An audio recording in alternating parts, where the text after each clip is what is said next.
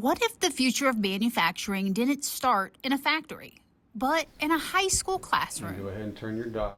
The amount of knowledge that comes from just learning how to use one of those machines is insane. At Hamilton Southeastern High School, the future is already taking shape, thanks to a partnership bringing industry-level technology directly into students' hands.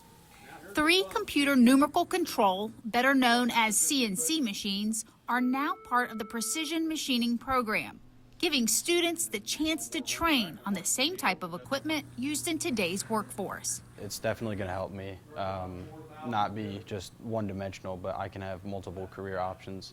Inside the lab, students are learning how to read blueprints, measure materials, and build the foundation needed to move into advanced machining and programming. First year program, kids will be learning our basic manual equipment, blueprint reading, learning how to use micrometers, calipers, just getting a foundation set. And then by year 2, we get into our CNC programming, where they'll learn how to set up code, read codes, and actually be running on the large CNC equipment. The timing couldn't be better. Across the region, manufacturers are facing a growing shortage of skilled workers.